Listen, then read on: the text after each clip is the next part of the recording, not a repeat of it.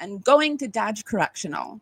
There has been much speculation about what life is like for old Chrissy Poo in prison. Is he living in isolation, spending only a few hours out of his cell each week? Or is he working, as he claimed in an interview, slicing lunch meat for his fellow inmates who have dubbed him the a meat man? Some sources even suggest he is working as a custodian, which means he is in general population. No? But then how are they keeping him safe in there? Well, I don't know. The questions are endless, and this is just the intro. I've been really excited about tonight's show.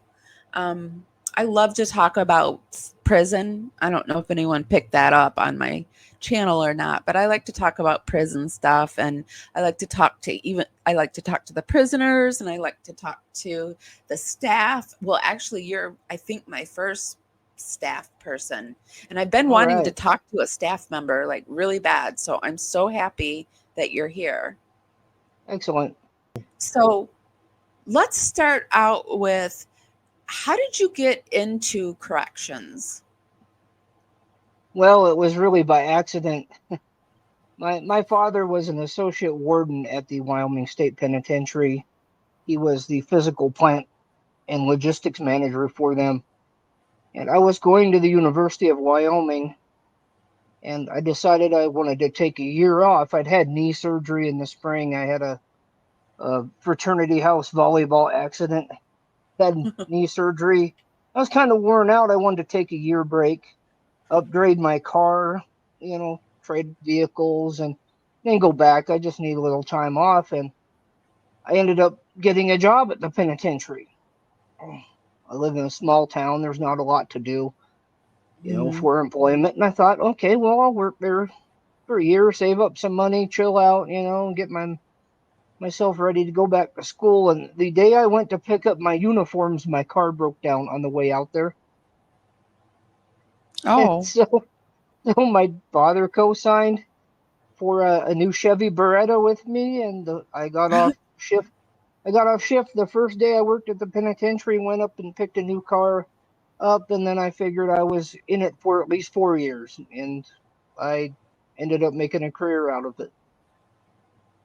So how old were you when this all went down approximately? I started at 20. Oh, so yeah, that's young. It shocks me to think like a 20-year-old is in charge of people that have done unimaginable things. It just shocks me, right? Yeah, it was interesting. Typically at that time they didn't like to hire officers who were under about 25 and who weren't married, because they wanted them to have a more stable home life, which I had. I didn't have any baggage, but they wanted them to be a little more mature. Uh-huh. However, since my father had worked there for quite a while by then, I knew most of I knew them all. Never mind, the warden, etc. I mean, my parents went to church with the warden, the captain out there, and other persons, and they felt I was mature enough at that age to work for them. Well, you had somebody vouching for you, so I did, yes. that was amazing. Your dad must have thought highly of you to think like a 20-year-old that, is not married, not a 25-year-old, and, not particularly settled in any means, that you could handle something like that. Yeah, he believed in me. Another associate warden out there was my father's best friend, and he'd known me since I was about 12 years old, and he always joked when I was in high school that I was 17 going on 35. So he thought highly of me too. So they figured I could handle it and I wouldn't do anything stupid to make them look bad, because they had gotten burned by others who didn't work out. Yeah. So in your term there, you said that you worked in a few different arenas. Could you tell me what is SORT? SORT. What is that? It The is, SORT team. well, basically, it's the penitentiary version of the SWAT team. It's the Special Operations Response Team.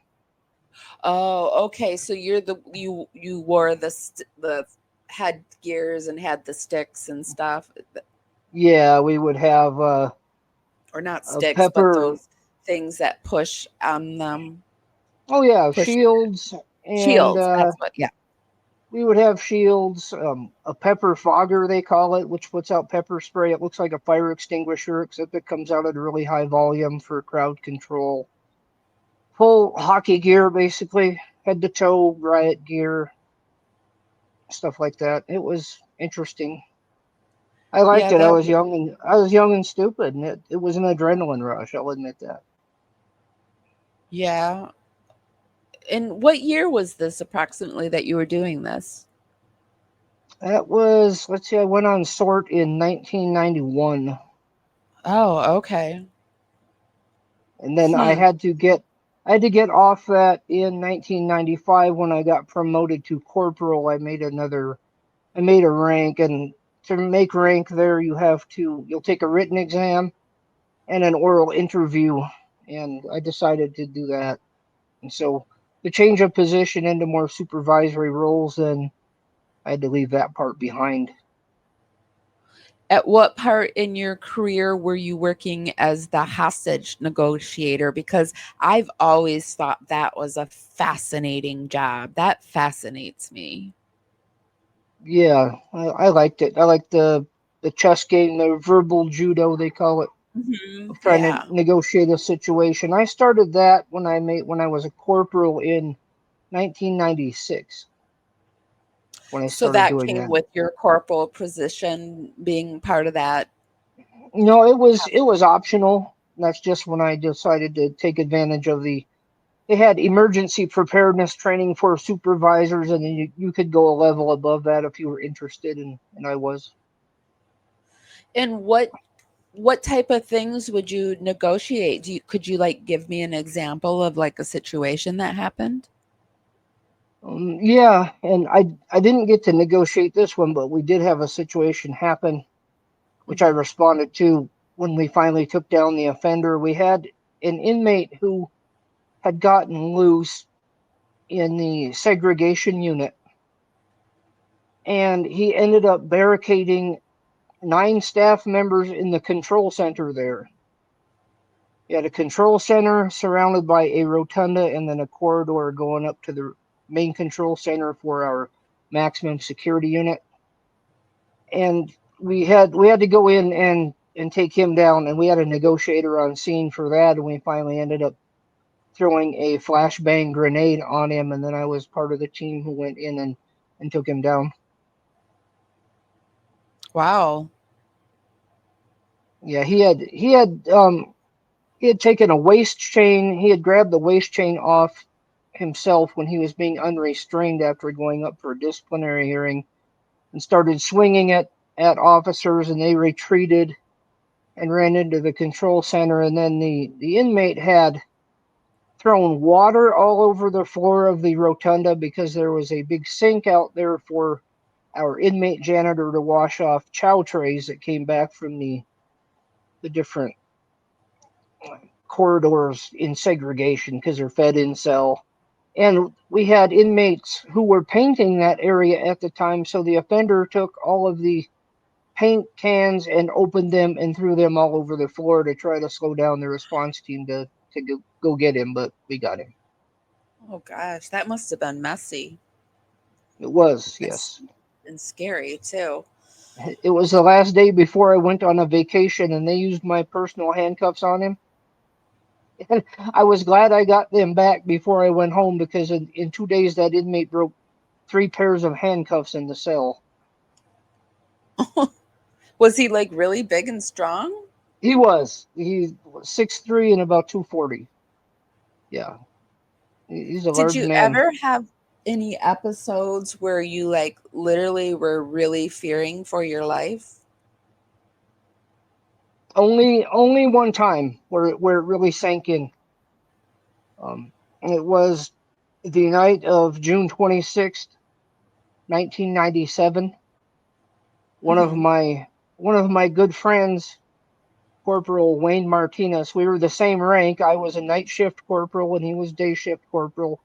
And corporals are your first line supervisors. So first rank up from entry level officer. And he relieved me that day because I was working midnights and I went home, and he was murdered that day in a failed escape attempt. And then going in that night was hard. They had the whole place locked down and it's dark, obviously.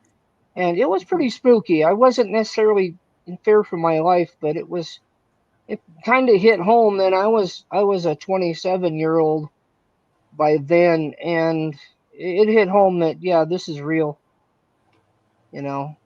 And the guy, Yeah. we had graduated from high school together. I knew him since we were 12 years old. We had talked earlier in our careers. We were on the same shift when we started at night, joking Mm-hmm. around and talking about how our futures might look out there. And he said to me, "Well, I imagine if we work here long enough, we'll see a staff member killed, but I sure hope not." And I always think about it. It turned out to be him. Isn't that so strange how things like that happen? Like you're just talking about it and then it's that person. It is, yes, yeah. It's still hits hard, and I still have dreams about him once in a while. Just the funny things he used to say and stuff, and they'll be vivid. I'll wake up like I just seen Wayne, and it's been since 1997, but it happens. Hmm. Did you ever make any friends with any prisoners? Oh yes, yes, actually, and we have a saying for that. It's called they call it friendly but not friends, because you still have to realize they're on a different side than you. And most Mm-hmm. of them, if they really wanted out badly enough and you were in the way, they would kill you to do it. But you do develop those relationships with them, like Mark Hopkinson, the gentleman who was executed. We were all friendly with him, because, and he told us, he said, "I'm not going to make anything hard on myself. Why would I?" He said, "My family never comes to see me. I see you guys every day." Hmm. And I a lot of lifer inmates would share the same philosophy. Why would I make it harder on myself? You know. Yeah, I think like in all the docu series that I've ever watched of life inside, like the lifers are like all these young guys come in and they make it so hard on everybody. Like just Exactly. Like, you give me come. a 35 or 40-year-old inmate who's done a little time and is serving life. He's the best one to be around, because they get it, Yeah. and they don't act like jerks, because they know that what they got is what they're gonna get. Hmm. You know, I make the had best to of it. actually look up who Mark Hopkinson was. Hmm. And it's fascinating the whole thing Yeah. about the water dispute and the Yeah. fighting and Yeah, that case was going on when I was a child. I used to read about it in the local newspapers, and then I worked there, and the last time I saw him, I took him to the property room after a visit he had with his family. I had to sit in and make notes on just subject areas that they were discussing. And I took him back to the property room so he could get boxes to pack his things up, and got him a chow tray. And I put him down inside the cage on death row, and he said, "Oh, I'll see you later." And I'm sitting there thinking, yeah, well, next time I see you, you won't be seeing me, because it was yeah. through one way glass. One way glass was the next time I saw him. Wow. So how many people did he actually unaliving? None. None. Oh, Himself, none. None. He did not do anybody himself. oh, he hired it. He hired people to do it. Did. Allegedly, he had an informant killed, and he got life for that. And then he was arranging. Oh, sorry, I have this backwards. He had an attorney's house bombed in Evanston, Wyoming, and the attorney and two family members were killed. He got life for that. And then he had an informant tortured to Wow. death, and he got death for that. And he arranged that from federal prison in California over the Okay. phone. That is coming back. It's all yes. Yes. I Yeah, know it's who it's this is. convoluted. Yeah, it's Yeah. like a Charles Manson thing, basically. Physically himself, that they could finger him for, no. no unalivings. Just like a Gypsy Rose. Yeah, yeah, it was just he was just the kingpin behind it, and He he didn't told commit me the killings like she says. no, no, he told me that all his problems started when he was in college. He was a football star out of the Bridger Valley in Wyoming, got a scholarship to Arizona to play running back, and he had a knee injury and he started messing with steroids. That's what he told Oh, me. 'Cause I was so into, he had point break? he just got out of control with thinking he was omnipotent, the feeling of power, I guess, Uh-huh. according to him. Because he knew I was into lifting weights. He used to call me Herc all the time for Hercules. Hey Herc, how you doing? And he'd slide me a Muscle and Fitness under the door to read when I had to watch Death Row and stuff like that. So, but he told me that's where his problem started. He got into that and some other drugs, Like, allegedly. Now you know how that is. it's so fascinating to me. Like two things can just be true at once. Like this guy did Mhm. something truly horrible, yet here he's sliding you a magazine because he knows you got a long shift. Yeah, we used to bet. We used to place bets with each other on football games with the warden's permission, and we would bet either cans of tuna, which are sealed, of course, or push-ups. The warden used to bet in push-up challenges on football games, and then go Oh, pay up, or vice versa. It was just a thing. You got along with them, didn't break the rules, but I looked at it like I was doing life on the installment plan myself, just 8 hours at a time. So, mm-hmm. I told him I'll give you what I get. If you want to be cool, we'll be cool together. You want to be a jerk, I can do that too. Just What was how death it is. row like at the prison you were at? Very quiet. We had when I started there, we had three inmates on death row, and what it was a short segregation wing with an extra cage in it, an extra iron cage that had actually come from what they call the Wyoming Frontier Prison, which is here in town. They got the bars and the gates scavenged from that one, and that one had 6 cells as opposed to the other wings that had 12 cells, and it had its own little control center down there, which the other wings don't. And it was quiet, just same. You Was he can't the be only one? Was he the only one? at the end. Yes, when he had his sentence carried out, finally, at that point in time, he was the only one. He It was was the him. We last had one that had that the DP carried out, right? In Wyoming? he was yes, he was, and he was the only one who had lethal injection carried out. When he was sentenced, Wyoming still had the gas chamber, which is in town here at the old penitentiary, which is a tourist attraction now. They Hmm. had to after when we moved penitentiaries to the one where I first started. Then they had to change the statutes for the method of execution and then figure out all the procedures to do it. And they consulted with the state of Texas on that. Oh, My so father and his crew built the gurney for him to have his sentence carried out on, because he didn't have oh, one. It was uncharted territory for our state. and it's interesting that was the only one too, right? It is the only one that's been done that way, and it's the last one we've had in the state, although we still have that penalty here, but I don't see it getting carried out. It's Is a there lot of anyone on times. death row right now in Wyoming? No, the last one we had on death row ended up getting that commuted to life on appeal, and that was the gentleman who was responsible for the Little Miss case, which is very famous, where the girl went missing and didn't find her car for they found her body. They didn't find her car for about 30 years until somebody mentioned one time that they had seen him digging, and he lived in this little place, remote place outside of the county where I was born and grew up. And they went and exhumed this place, and they found her car. It was Dale Eaton is his name, and he is no longer on death row. So there's nobody right now. Oh. I Very famous remember, case. That was on Unsolved Mysteries and stuff too. I don't remember that one, but maybe if I saw photos and stuff, I probably would. Because I Probably, used to yeah. love watching Unsolved Mysteries.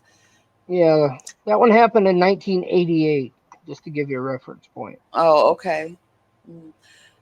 I we were watching Cindy Watts on Wednesday, and she was Hmm. talking about death row and how like she didn't care if like he got it because nobody, it never gets carried out in Hmm. Colorado. And I was just curious, did in your opinion, is it nicer just and up until the moment, you have to have the death carried out, but is it nicer to be on death row or just out in general population in your opinion?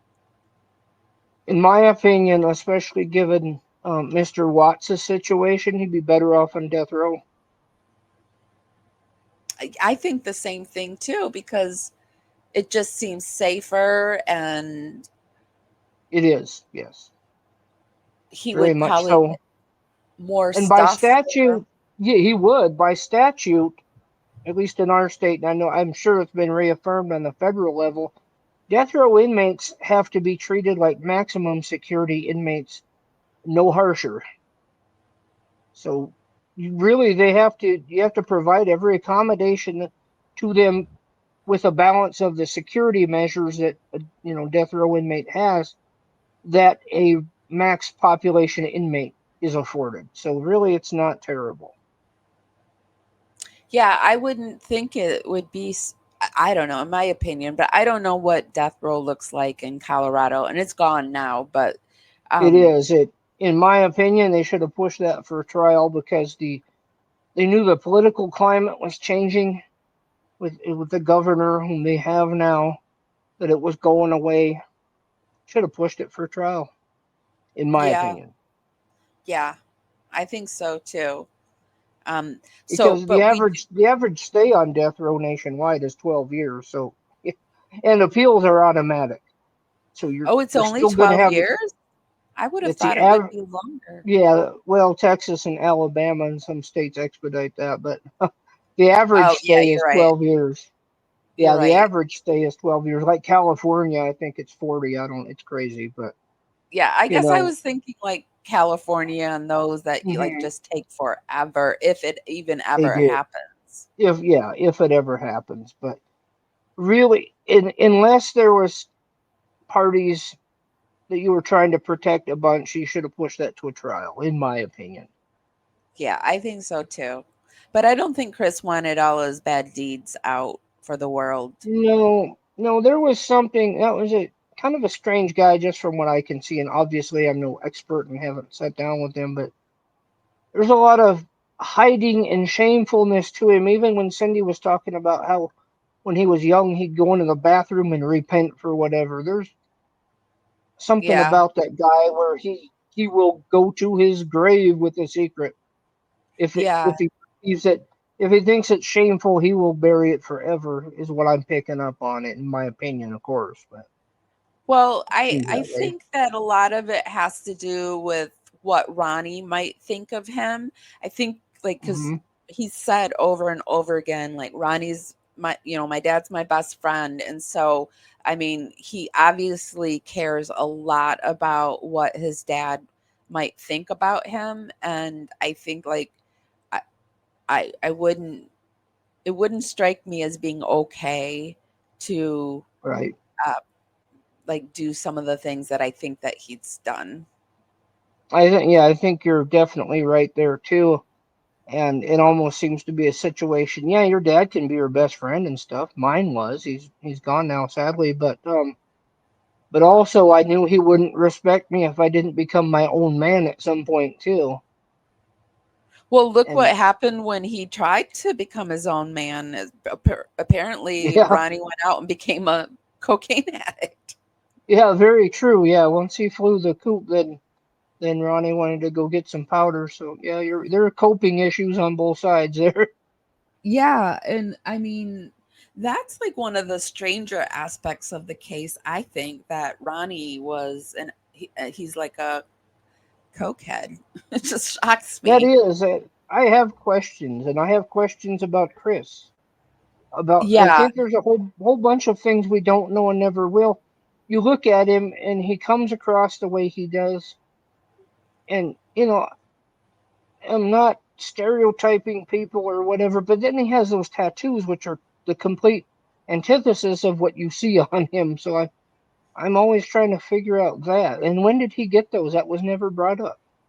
yeah. Nobody And ever mentions when he got that yeah, huge Metallica stuff on his yeah. back. I was wondering, did he have those when he met Shanann, or did he get them later? I mean, not that it matters, but perhaps it could. Did he have this little rebellious episode there where he decided to do that? Because otherwise, he's like King Nerd.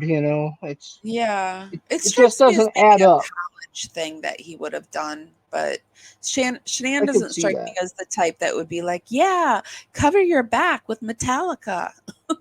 Exactly. I just don't think that would fit the lifestyle she was trying to portray with all the other stuff. It doesn't add up. It's just I just thought it was a bit odd. You pick up on things here or there. When I went on my honeymoon with my ex-husband, we went to California, and part of my plan on my honeymoon was I was getting an arm tattoo, like a half Hmm. sleeve. And when he saw me do it, then he was like, "Well, I want one," and he had never gotten one before. And when we came back, Hmm. his mom looked at me. She goes, "I got him through 35 years without one, Amy." Like, well, Yeah, I could hear sometimes. my mother saying that exactly. Yeah, they were not fans. My dad was an army veteran. He goes, "That's a Navy thing. You didn't serve anywhere. Don't get one." Like, okay, whatever, man. I'm too afraid of needles. I don't want to do that. My wife has them. I do not. And she's a Navy veteran, a retiree. So hey.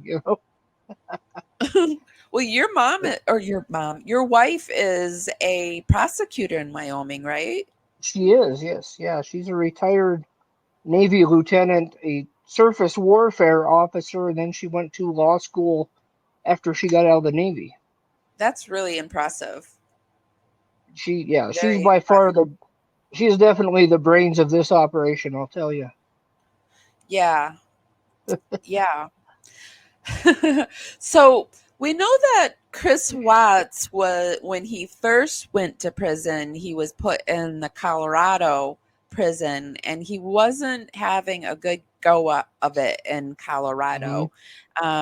There had been like rumors, like the guys were telling him that he might as well unalive him, just shouting out to him, tormenting him, giving him air trays. What do you think were some, like, can you explain some of these things to us so that we know what this all means? Like, how were they yelling at them? And what are air trays? And No, air trays. They'll give them an empty chow tray, like an inmate. If they have an inmate janitor who's handing out the food trays, they'll give Mhm. him that. They'll short him meals. The way they do it, it's a complicated system. Sometimes it's very interesting. They'll yell it out, of course, and the doors aren't hermetically sealed, cell doors. You can hear. They're noisy places. I mean, sometimes when we would have inmates going off in a block in segregation, they would kick their cell doors all day. I would walk out of there after a shift and my head felt like it was 50 feet thick, and I had my ears would be ringing. They're noisy. There's no peace in a place like that. They'll yell everything they can think of just because, number one, they're bored. And number two, a baby killer is not getting any respect from anybody. They're the lowest of it. They're the lowest of the low. Absolutely. And they don't want any part of that. So, and also they'll throw notes to them, hoping they can read it too. Use a system called phishing where inmates will do that. They use laundry string and throw notes from cell to cell along the floor to send messages if they can. So they'll get their Aren't those message called across. kites or something like that? Yeah, a kite actually is what we called an interview request, and that would be sent to a staff member. You can call those kites, but usually they just call it fishing, and they would send stuff back and forth like that. Messages, contraband, you name it. They'd use laundry string and wrap things up and whip it around across tiers. They're pretty accurate. Of course, they have nothing but time to practice. I wonder if he got any notes from anybody. I'd be interested to find out, probably. Definitely. I would venture to guess. And of course he couldn't handle it. Yeah, of course. And they transferred him out because the prison's big concern when you have an offender like that is you don't want anything to happen to him. You're not going to like him any better than the inmates do, to be real about it. But he's government property, and you don't want him destroyed. And you don't want your employer to get sued because attorneys love to sue places like that. They have deep pockets. You're going to get money. That's just how it is. So you got to protect them as much as you don't want to. Perhaps you have to protect him. Yeah, it's been he's like more important than most of the other prisoners because you don't want like an Epstein type situation. Although I'm not even sure. I don't think Epstein unalived himself. I think somebody did it to him. I wouldn't doubt that at all. Yeah, somebody like Watts is in there. He would be what you would call a high value target. Basically, yeah. He's hot property for predators because they want to make a name for themselves somehow. And Dahmer got killed in prison. Nobody knows the name of the guy who did it. Nobody cares, but they think they do. Well, he got unalived in the same prison Chris is in. He did, yes, yeah. Which is so fascinating to me. And absolutely. So we know that he was moved to Wisconsin prison, and nobody knew that he had been moved. There were rumors stating that he had been moved, but they moved him like in the middle of the night. Is that common? Absolutely, yeah. The first time we had a mass movement of inmates out of our prison due to crowding issues, we had to go in for basically another shift, and that big move happened at midnight, and we had a transport company load them up and move them to Texas. 100 inmates out of our facility in the middle of the night. So Chris probably had no idea that he was being moved? No. Officers will show up at your door and they'll tell you you're leaving. Typically they would handcuff the offender, pack up their junk for him, and get them on a bus, and adios. Yeah, you don't ever want to tell them they're going anywhere. Not even for court. Court, they know. They have to know. But doctor's appointments and stuff, you don't want them to have any more notice than is absolutely necessary because of the escape plan situation. So why is it that, when Lori Vallow was moved to Arizona, why was it like, a whole big thing? Like when they were filming her when she came, and she was like doing her walk of shame and flicking her hair and going through the detector like it was just like her big day. Why are some people like, why was it like featured that she was being moved? I'm not sure why that would be. Yeah, that's a great question. I don't know why that would be such a thing, because you don't want that going down in case somebody's going to break somebody out of custody. You can't have that happen. Of course, you do have bad apples in your system amongst your staff. I mean, that's how most of the contraband gets in a prison. Yes. Is dirty staff. I saw it. I mean, you did see it. Plenty. Yeah. Absolutely. Firsthand. I was married to a correctional officer. We got married.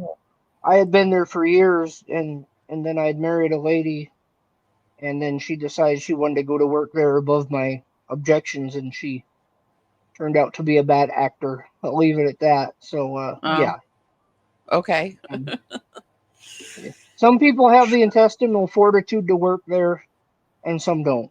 That's all I'll say. I don't think I could like stomach it because I used to have to just go into the prison to do intakes for the substance abuse facility that I worked at, and it was really Mhm. hard. It was really hard. The Yeah. smells and Oh, it was yeah. constant echoes. It was so loud and so bright. Hmm. Yes. Yeah. It's yeah, it has a smell to it. I mean, I could smell it on my uniform every day when I would get home. I'd love to change. I'm like, oh my, that I got to get the prison off me. It's just Yeah. I don't even know how to explain it, but it's a thing. You're correct. It's It's like a lot of smells hit you. It's a lot of smells competing with one another all at once. And there's also like this huge, well, and the one that I went into was it's this huge like bleach cleaning kind of smell hmm fighting with dirty clothes kind of smell hmm fighting with yes, bad food and yeah, just a lot of yeah, smell. greasy carbs, bleach, and bo, and they're all coming Yeah, at you at once. Yeah. yeah, it's just a lot. Yep. It's a Absolutely. lot. Heck yeah. So we know that he was moved then to Dodge Correctional. And I thought we would listen to Chris and his own words, what life in Wisconsin prison is like for him.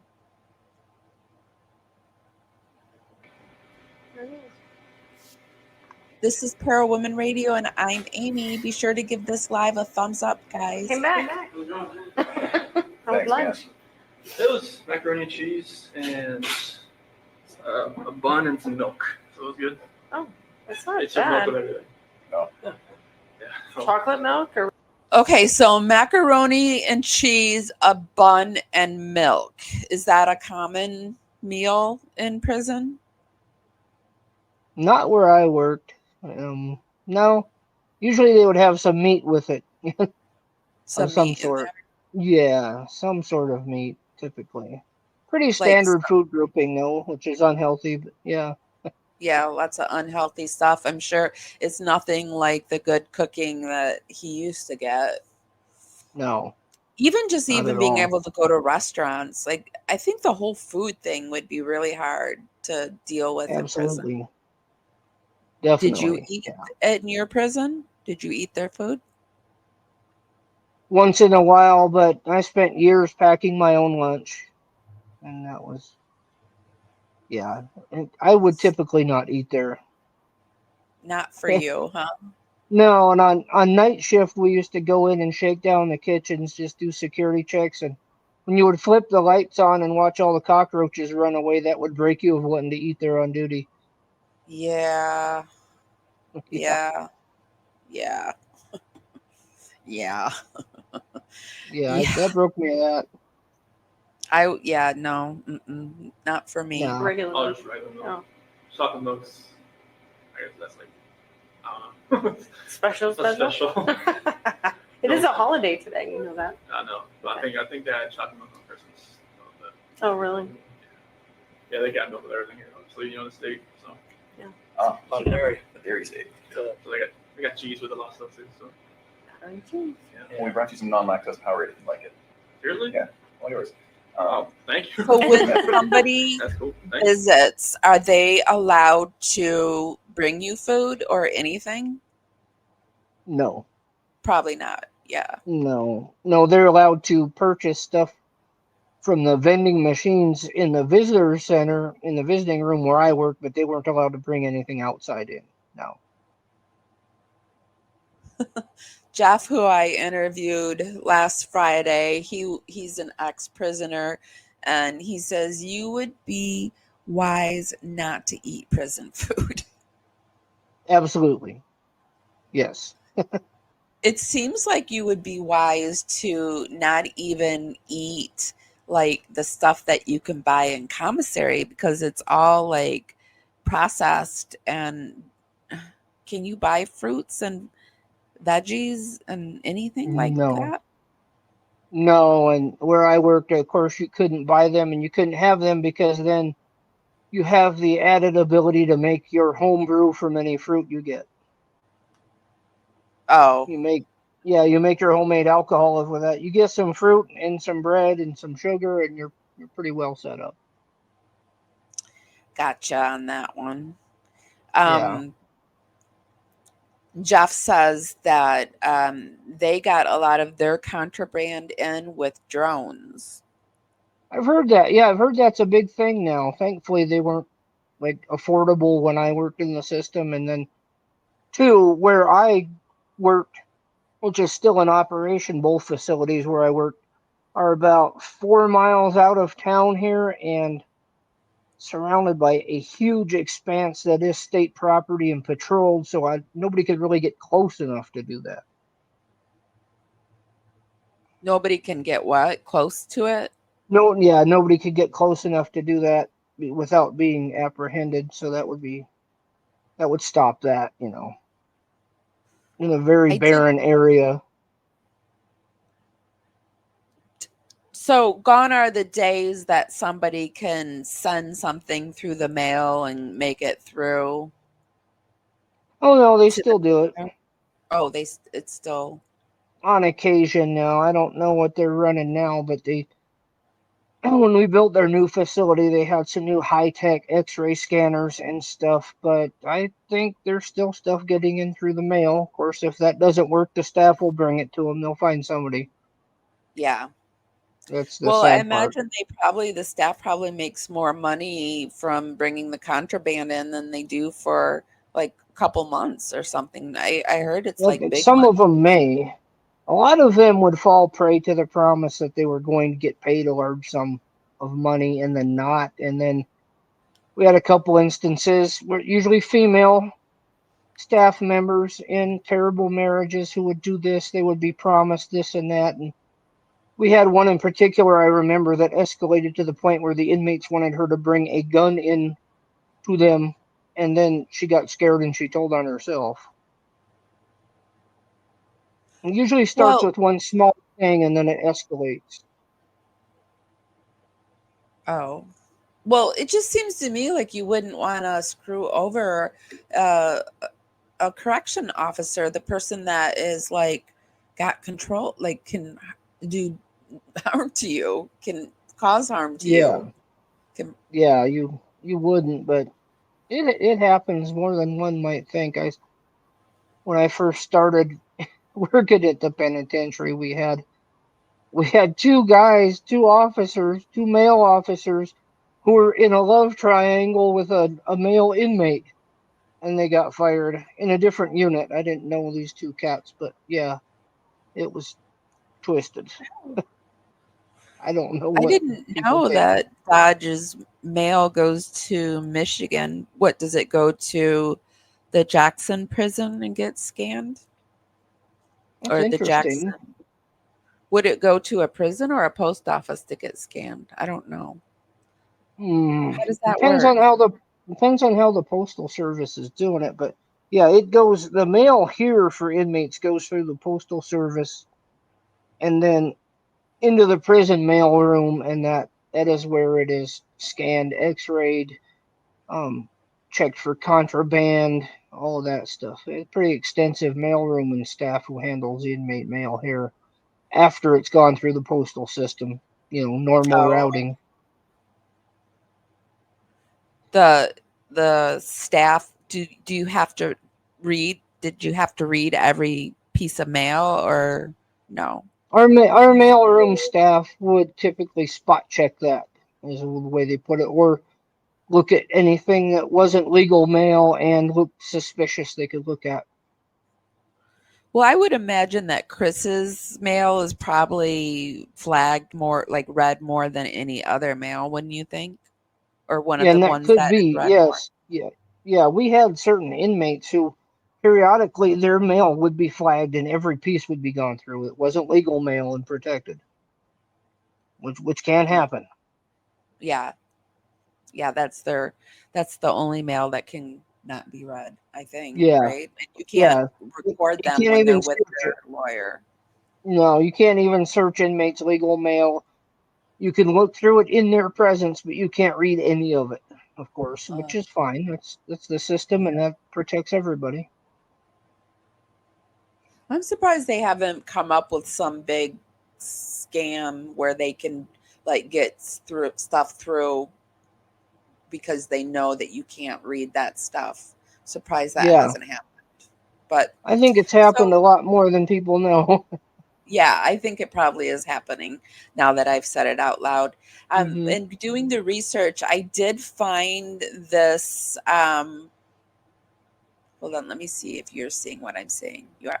I did find this thing on the Dodge Corrections food service because it's been reported that Chris Watts worked in the kitchen slicing meat, and they Hmm. called him the meat man. And so I thought we'd look at this really quick.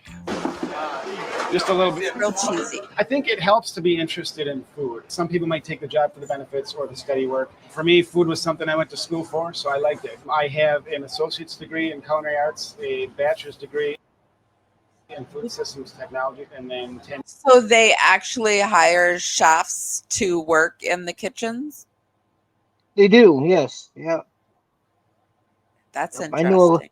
I knew a lady who worked in our kitchen. Actually, she's now a local sheriff's deputy, but yeah, she had a degree in culinary arts, and she started there in our kitchen. Then she decided she wanted to be a corrections officer instead, and now she's with our county. She didn't want to cook. 10 years of experience in the restaurant No, industry. You got to learn how to, feed 2,500 people 3 times a day, and it's a good experience because really. So this is a tray like so when they say air trays because there's such a deep crevice in here, they were able to make it look like there was food in there and slide it through. Is that yeah, they would short him on food. They would leave areas blank. or did That's the what they're corrections doing. officer not even care? They were like, "Yeah, it's empty. Who cares?" Probably didn't care. Of course, Yeah. like when we handed them out, you're wearing gloves, and when we would hand them out to segregation inmates and stuff, we didn't take the cover off them, so really you couldn't tell. And those trays are pretty heavy, unless they're really loaded down, and one's a lot lighter, you're probably not even going to notice. Yeah. And and we know that Chris likes his food. Go Oh anywhere yeah, at this point. You don't really have downtime here. There's job security. You have good benefits. God. You have steady hours. There is room for advancement. Really, you can apply to transfer. You can apply for any position that comes open. Well, you gotta go So get a this is the kitchen, the literal kitchen that Chris would have been working at in Dodge Hmm. Correctional. It's Yeah, huge. yeah, it is. It's a nice one. So there have been so many mixed things that have come out about Chris. Like he's in segregation, he's not in segregation. He lives in a handicap pod. He doesn't live in a handicap pod. He's a janitor. He's a food person. What is he like? Is he in segregation? Is he not in segregation? What do you think? I wouldn't see him being in segregation. That's a punishment type thing. Without any disciplinary infractions, there's no reason he should be in segregation. However, then it's a classification issue based on all the testing you do with the inmate when they come in, which I did read Dodge's mission statement, which seems to be their biggest function, is classification for the Wisconsin DOC for their facilities. So then it's a living situation issue of where you can keep him safe and keep others safe from him, although he hadn't demonstrated those propensities when he came in. Main thing there would be to keep him with other like-minded individuals, I guess you could say, and to harmoniously reside together. So it's a housing issue then, a classification and housing issue, but segregation would be for punishment, and I can't see that happening. That would be a clear violation of somebody's rights. But how, I can't see how they would possibly keep him safe just walking out in the general population. I wouldn't see that as a general population situation with this guy. I would guess that he would be in an area with other individuals like himself, typically sex offenders, um, maybe older, more geriatric inmates that they don't think would kill him. I Yeah, don't see because it. I don't he's see a with the dude like that. people. Yeah, I can see that. I can't see him being on like a general population San Quentin type yard or something longer than about 40 seconds. Just don't. Yeah, do you Yeah. think he will ever be in any type of situation like that? Eventually, somebody may slip up and forget as time ticks by. If the media dies down enough on the case, as the years roll by, it's hard to say. That could happen. Yeah. We have a few questions for you that I've been starring them, you guys. I might have missed some of your questions, but Bad Girl says, is there any truth to Chris um, having an inmate relationship with another inmate? I think they're talking about, and I do have this in my questions too, the whole thing with the Vaseline and finding the shorts and the other with his name on it in another prisoner's cell. Do you think he's having a relationship with a prisoner, or do you think he literally just loaned things to people? There is something that tells me he's probably having a relationship with another inmate. Yeah, Just because and you don't just and just loan things like that, do you? no. Underwear is a valuable commodity in prison, unless somebody's going to tell me otherwise. At least from everything I saw, and that's awfully sketchy. That would warrant investigation for sure. There's probably something going on there, and I think there's a lot of. I think Mr. Watts, based on what I've seen, and obviously it's only my opinion, but is a very sexually conflicted individual and maybe has been for quite some time. Yeah, I That's all I think can that, say. There's yeah, something this guy's trying to keep under wraps, and even on the outside was. I think there's more to this guy than we could ever really see unless he would tell somebody, and I absolutely don't think he ever would admit that. yeah, I definitely think Chris was an undercover freak that probably had a Mhm. substance abuse issue and also was bisexual. So, Yeah, that's what I think. That's what I'm picking up on. There are just some things that kind of make me think that, just based on years of observing human behavior. I'm no psychologist, but mhm, that's where it comes yeah, from. okay. Heavenly says, does Chris get his own cell or does he have a roomie? That depends on how that facility's set up, really. I've seen it both ways where I've worked. So, yeah, I really would be interesting. Would need more information on what their facility is constructed like and classified as, basically. Yeah, I know he's in a pod situation, Mhm. but I don't know in that situation does he have a roommate or not. And I think in that Well, pod situation, he doesn't even go to a chow hall. The food is brought to him. that could very well be. That's been a real change in the past probably 30 years of corrections where they're trying to do that more localized. It cuts down on the likelihood of a large inmate uprising when you don't have hundreds all massed in one area. It makes Yeah, perfect sense. When you cut those numbers down from say 300 to 80, it's a lot better for your staff to manage. yeah, I would think so too.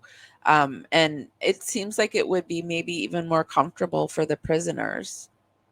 Definitely, especially in a climate such as, well, Wyoming's harsh with inmates used to have to go distances across a long, open yard in the weather to a chow hall. If you don't have to get out in the weather, Wyoming, Wisconsin, places like that, I think it would be more comfortable.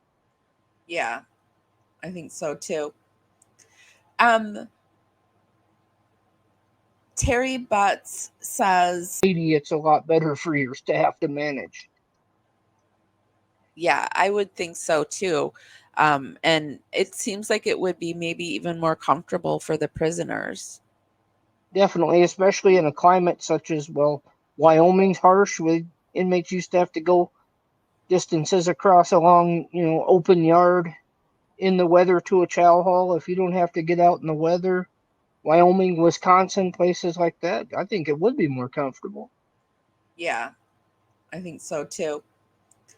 Um, Terry Butts says, and I'm pretty sure they were joking, but it corresponds with one of my questions. And they say, is he being haunted by his family? But my question was, in your prison that you worked in, were there any paranormal stories that you had? Yes. Yeah. Yeah, there were instances of things that made you wonder. You hear a lot of strange noises at night when, like, everybody in a pod was asleep, you know. We had down where death row was, where I had begun my career, we had an inmate who had hanged himself there years Uh-huh. before, and it was always rumored to be haunted. And working night shift down there, you would hear strange noises occasionally, and you had like two guys who lived down there, and they were both asleep at the time. So who knows? It's not provable, but highly likely, in my opinion. It depends on your beliefs. I I believe. believe that places store energy, is how I look Me at it. too. Yeah, especially prisons. Hmm. Um,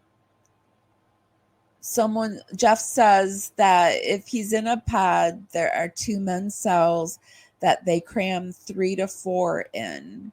And then, Yeah, that's what I was going to say earlier too when that question was brought up. Likely at least two, because most states and most facilities have such a crowding problem. I think the days of single cells, unless it's a disciplinary unit, are going to be over.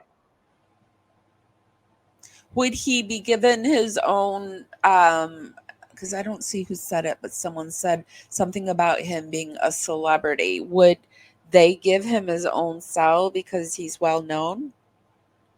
No, the only reason they give him his own cell is because they didn't want a cellmate to unalive him.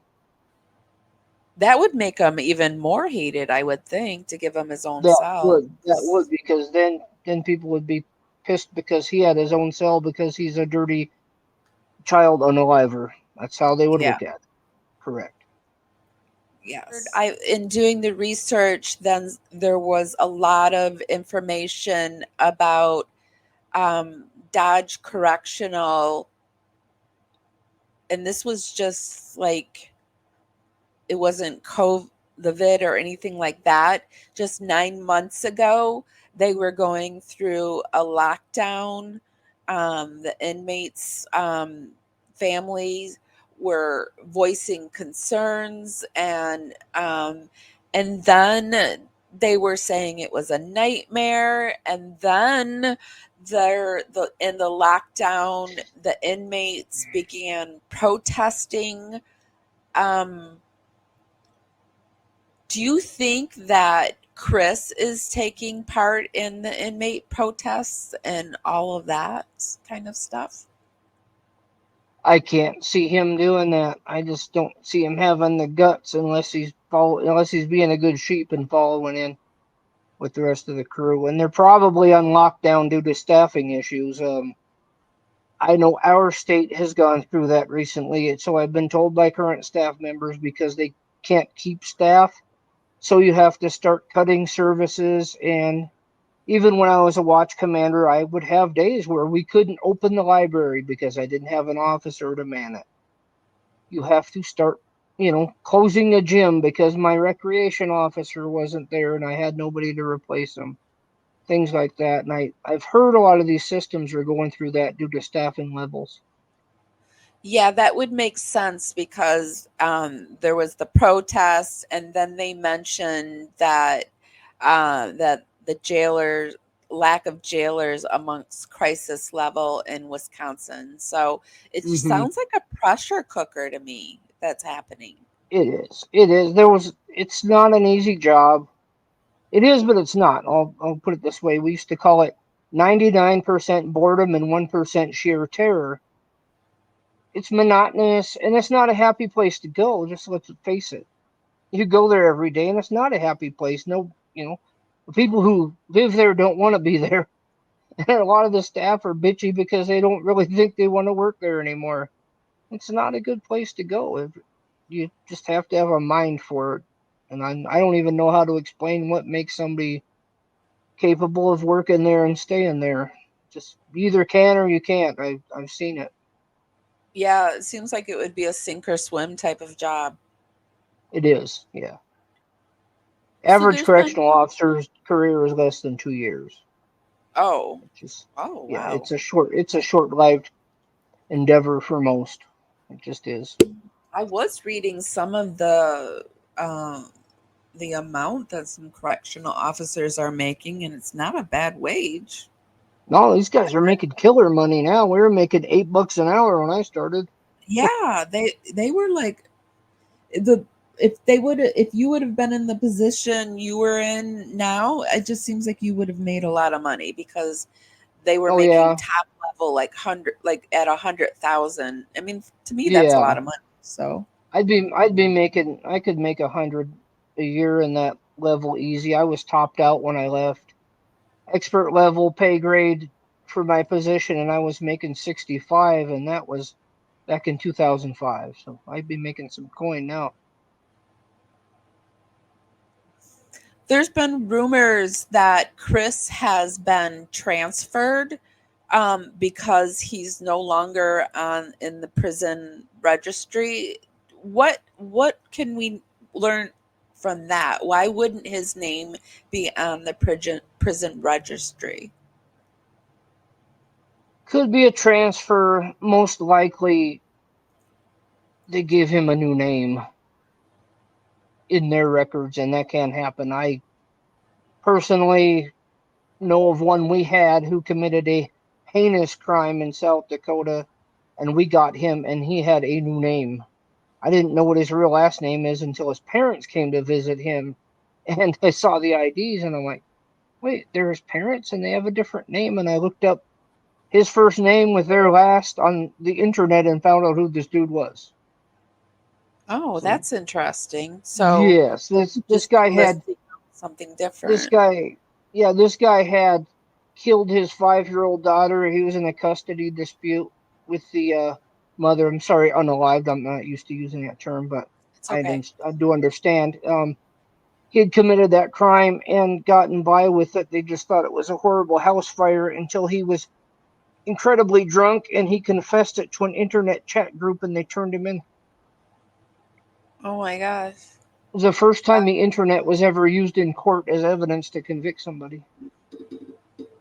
Hmm. Well, they probably thought that was new, fancy, schmangled kind of It evidence. was. Yeah, we're talking like 2000, 2001. So, yeah, it was dial up days evidence. They're using the But, stuff on the weird wide web. but yeah, with Chris Watts there, they could have transferred him somewhere under secrecy, which is, they can do. Or they simply don't list him because they don't want the attention to their facility and the headaches that come with it. And that's probably most likely, I would guess. I wonder where they would transfer him to if they transferred him. Like, who would want him? Where would he be safe? Nobody. Safer. um, Based upon my experience, at least with our system, we had different areas where we could transfer them.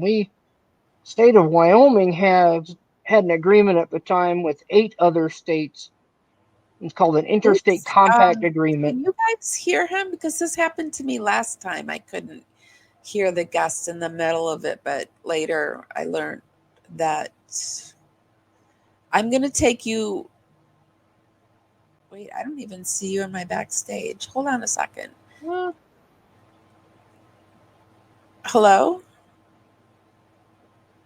Hello. Okay, I can hear you Okay. now. Sorry. Okay. Cool. Yeah. No Something worries. yeah, something happened. They're saying they could hear you, but something Okay. happened last time where it pops and then I can't hear you. But I can hear you now. Okay. Sorry. Yeah.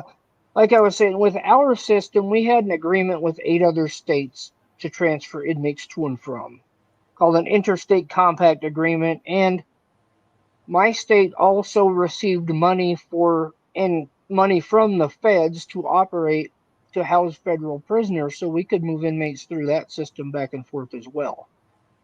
So there are quite a few options depending on what their DOC has set up, and they may utilize private prisons now too, which was a thing that came into being over the course of my career, and we use them as well. So there's no telling where this guy could actually be if he's not in Wisconsin. Would they have to tell his family where he is? After they usually, typically, I don't think they had a duty to do that. They would allow the inmate to contact their family after they were moved, from my recollection, but certainly not before, obviously, because you have the breakout risk. Huh. So that could happen. So he could have been moved after all. He could Or have. he could Yeah. just be listed under a different name. You could list him under a different name, or they could just not list him Or as part of public record. They may not list him due to safety and security concerns. Is all they need to really cite, and unless somebody would challenge that in court, there's nothing they can do about it. Safety and security overrules every other concern. Hey friends, I just want to take a moment and ask you, are you subscribed to Parawomen Radio? Because I looked the other day and I saw that over 50% of you that are coming and hanging out and visiting, you're not. And sometimes you don't know you're not subscribed. Sometimes you forget you're not subscribed. So if you could just take a moment to check and see if you're subscribed. If you are, fantastic. I'm so happy. And if you're not, it's just a free way to help my channel out. Subscribe. If you don't like me, you can unsubscribe. No problems at all.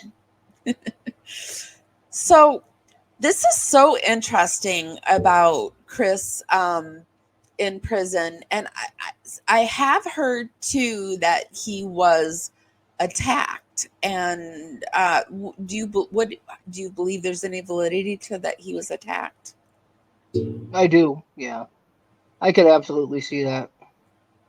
You do? Mm-hmm. Yeah.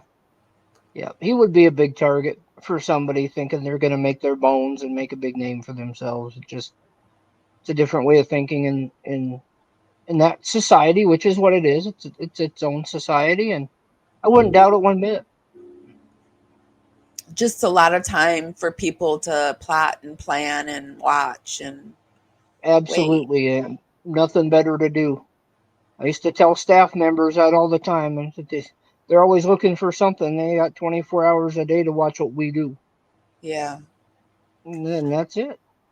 And it was like rumored that like when he was attacked, it was because like he was being transferred within the prison, which meant he was going through like a welcome center or some kind of center. And they said that's when you're the most vulnerable. Do you know what I'm talking about?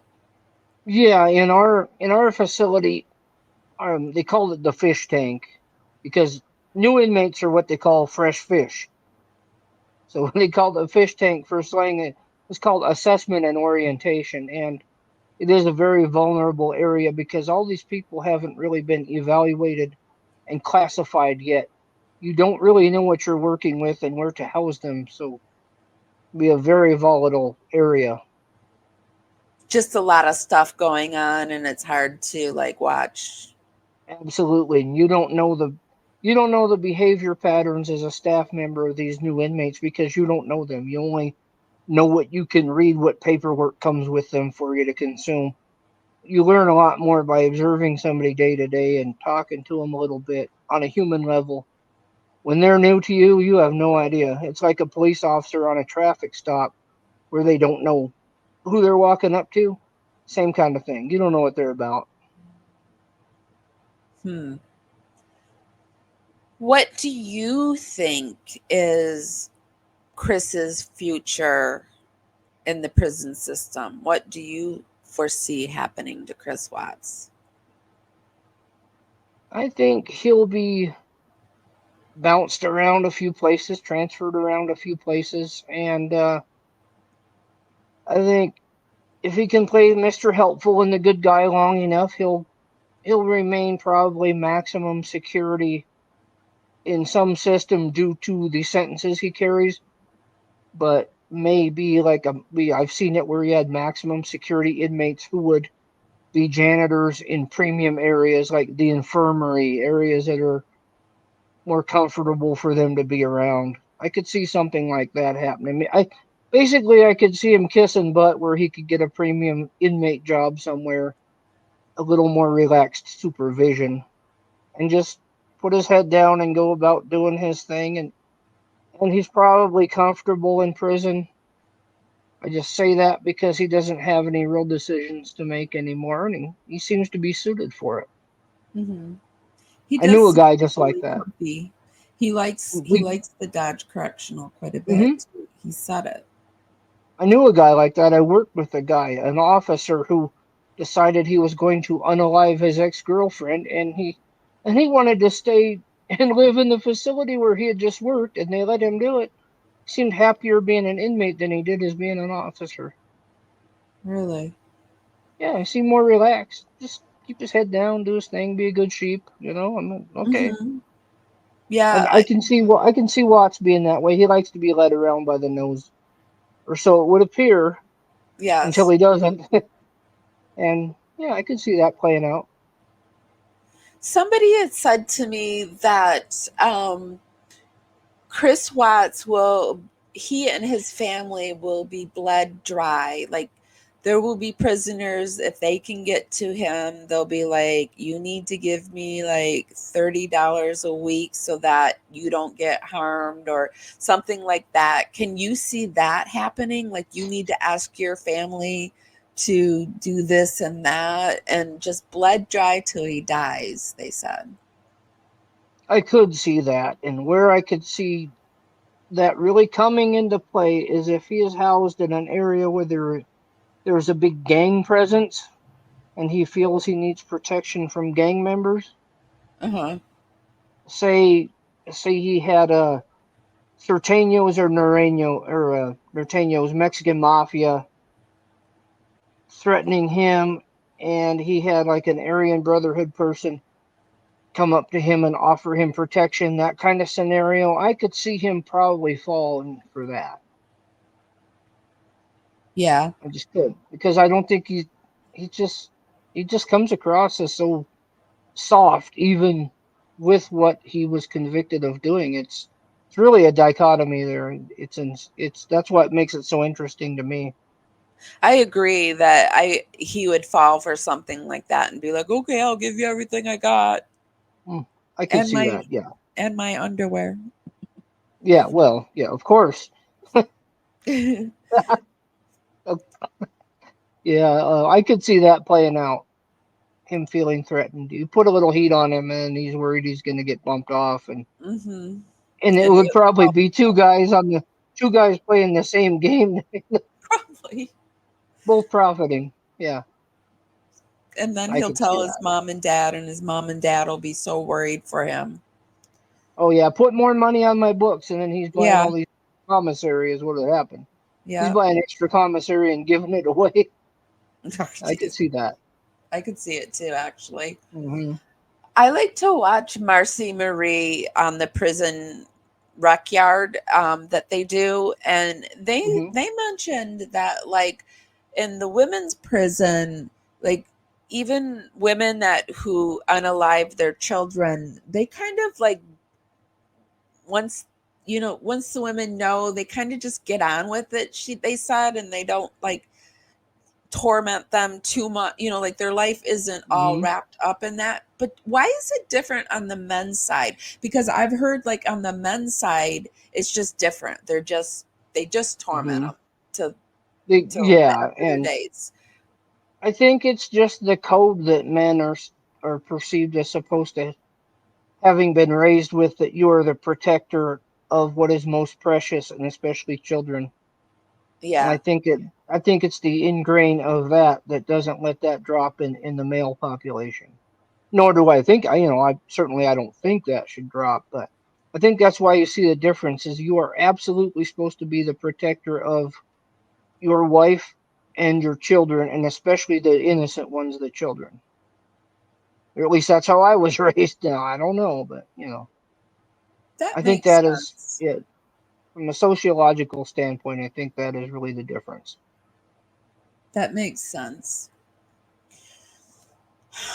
As we come towards the end of the show, I want to ask you, what did the correction officers personally feel about inmates like Chris Watts? Like, what did you guys say about them? Like when you were just sitting in the office and just chatting. Most of which I can't repeat in this company, but nothing good. Certainly, the only value I ever saw in a person like Chris Watts, and I'll be brutally honest here, was that oftentimes they made great snitches for me. Snitches. Yeah, they would give me good information typically because they knew that they needed y'all to protect them from the other inmates. So a lot of times it would be a good rat line for you, but the officers don't like him any more than the rest of the inmates. Just absolutely no use for him. Interesting. So it's there. Chris could be being used as a snitch for the officers for the inmate population. Absolutely, absolutely, yes. They were Really? good source. They were good sources for us typically. Yeah, And yeah, then that would make him even more hated because the population would know eventually that he was snitching, right? Because they always find yeah, out, don't they? yeah. If that ever got out, you couldn't get him out of your facility fast enough before something happened to him. Yeah, Is there yeah. anything that you think that I haven't asked that the audience would be very fascinated by? Trying to think. I can't really think of anything. Not really. I would just remind the audience to um, be concerned about the state of the correctional systems in this country for the inmates and the staff. 90%, statistically, 90% of inmates are going to re-enter society someday. Yep. They're in, and I was on the other side, but I'll tell you right now, they're not learning anything constructive by what our system does with them. Absolutely not. It's a big warehouse of hatred most of the time, and they're understaffed. And the prison industrial complex in this country has a huge problem they're going to have to face. And taxpayers should be concerned about it. Taxpayers usually don't hear about it unless there's a riot or something. You never think about the prison system. You just hope to keep them locked up, which is fair. But Mm-hmm. it is a big mess. This country is really going to have to face. It's concerning where your tax dollars go and how much is being wasted ineffectively in that area. But I digress. There are so many areas that's true. So you know, it is a concern. I don't work in the system anymore. Obviously, it is a concern to me, and I see the suffering that people go through who work there and the stuff that never leaves you. And I can only imagine all these people we're turning back out on the street who have PTSD from being in prison, just like the guys who work there. Yeah. It's a concern. It is a huge concern. And when I say prison reform, they're like, don't let people out of prison. And I'm like, they're getting out of prison. What I'm saying is teach them how to be when they get out of prison while they're in prison. Correct. You need effective reentry programs for people. If you take a guy who's been locked up for 30 years now and expect him to get out and be able to use an iPhone and Uber Eats and all this crap they didn't have when he was in there, he would feel overwhelmed and want to go back. I've had inmates tell me that. Oh, I couldn't handle it. I wanted to go back here. Well, And yeah, it's teach happened. them life skills, teach them mental health, learn about Yes. themselves, even teach them about, like, help them with their education, because that's not even happening half the time, you know? No, because they're all short-staffed. In a lot of these systems, they're taking people who sign on to work in a prison as a teacher and turning them into an officer because they don't have enough officers. So your programs are unavailable because of security staffing levels. It is a huge problem we have. And I feel for the inmates. I do. I can see it. I wouldn't want to live there and go through that. They're humans and they do have human rights, just like we Mhm. all do. And most offenders are going to be on the streets again. Yep. And they're not being done right by, in my opinion. Just not. Yeah. Velveteen Rabbit asks that if they don't like him, why would they trust him as a snitch? Because where else are you going to get your information? And I would trust him as a snitch because he's such a Oh yeah. wuss. He if he needs protection badly enough, and he won't lie to you because it'll make it worse on him. Then you could disciplinary charge him for lying to you, and he could face sanction for that. So yeah, yeah, yeah. You don't have to like him, but if they're going to give you info, I don't have to like a guy if he's going to give me information I can use. Yeah. You just want to do your job.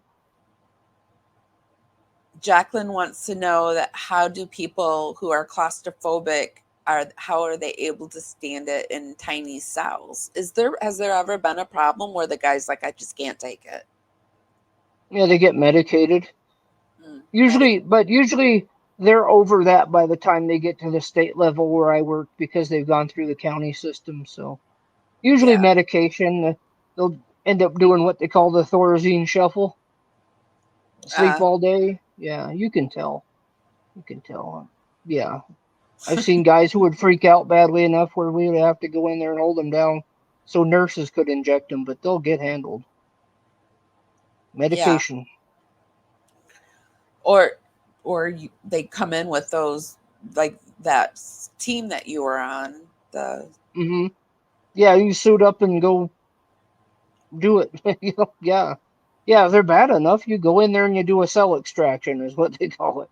You extract Well, them out of the another cell. thing that's happening to our system is we've closed all the mental hospitals, and so they're going into our prison system now, and the prison system is Absolutely. not equipped to handle that, and they're having to deal with it. This is hilarious, and it's true. Yeah.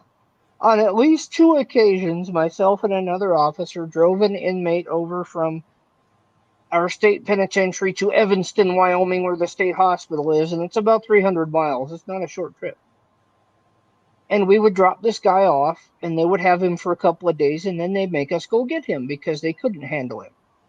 Like my state, we have no facilities for the criminally insane. By definition, we do not. So they go to the prison. They're they're insane enough, but too disruptive to be in the state hospital, and they're too insane to be in the penitentiary. So you're gonna medicate them and have to go in there and do a cell extraction on them when they're way out of control. It's not always humane. No. It's not right. It's not effective. I'll put it that way. How do you feel about them getting things like iPads and just all these perks that they have now? How do you feel about that? I think that it can be good on one hand if they're depends on classification level and how much time they have left. If a guy's doing 50 years, is he really going to get out and need to know an iPad, which will probably be way obsolete when he gets out? No. The problem I have with that is it's good to teach him new technologies and everything, is the security that you have to keep them from doing bad things with it. Just like the internet as a whole, the internet is one of the greatest inventions we've ever had, can be for human learning and growth, and it can also be one of the most detestable inventions ever for the bullying and hatred you see that is spread. So it's a double-edged sword. Yeah. I think it's a way for the prison to make money for themselves because they charge per email and they probably charge per show that they watch and stuff like that. I think it's just I a could way see for the that. prison to earn money. Yes, as much money as it costs these states to and facilities to operate, I could definitely see that they're trying to offset some operational costs through a revenue stream. Yeah, Yeah. that makes perfect sense.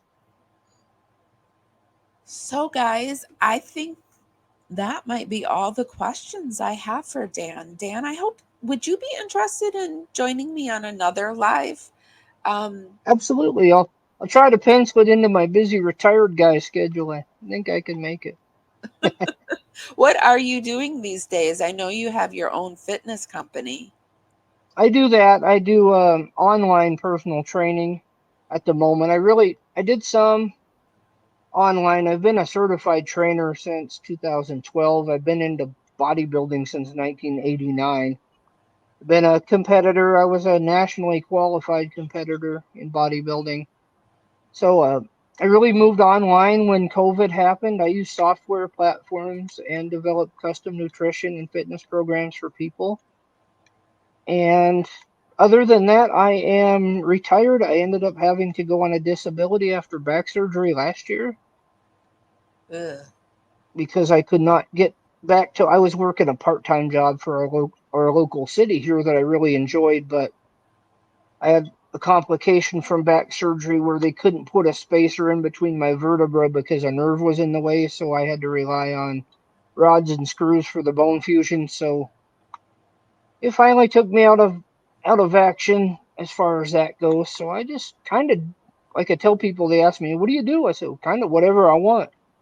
You know, just it. I have my latest passion is RC vehicles. That is my handle. I'll tell the audience where my handle comes from. Cowboys, because I'm a Wyoming native, complete native, lifelong resident. I'm from the Cowboy State, representing my alma mater there and my University of Wyoming hat. And RC is for my love of radio control vehicles. I took that hobby up after I had back surgery to give me something to do because I couldn't mountain bike anymore. So that's what I do. I spend a lot of time building and customizing radio control vehicles, and I work out every day still and develop plans, and we have 5 English bulldogs, my wife and I, so they keep me busy. I We have a love kennel permit. bulldogs. Oh, I love them. We have a kennel permit, and it started with 1 who was my absolute sidekick baby, and now we have 5. So Aw. I stay pretty busy. And my elderly mother lives 2 blocks away, and I do all the yard work and stuff for that. As my dad, when he was dying, asked me was to promise him that I would always take care of my mother, and by golly, that's what I do. So I stay busy. Sounds like a nice little life. It is. I have plenty of hobbies, genealogy, vehicles. I play the guitar, so I always have something to do. How fun. Well, good. Then we'll plan another live real soon. Thank you so Sounds much for good. being here. Oh, you're welcome. I appreciate it so much. Okay, bye. Bye. That was Cowboy RC, aka Dan. And Cowboy RC is actually a pioneering male in the dragonflies. He's a dragonfly. Woo woo. The dragonflies, for those that don't know, are the memberships on Parawomenradio. I invite you to join. I would love to have you. I release videos early to the dragonflies. We do special things together. I do shout outs and just bunch of other little things for my dragonflies. And I love my dragon. I've never been this dark before. Start raving crazy, face up on the floor. Angry am I for losing my place. 3 feet down with a smile on my face. Your head's in a cloud, my feet are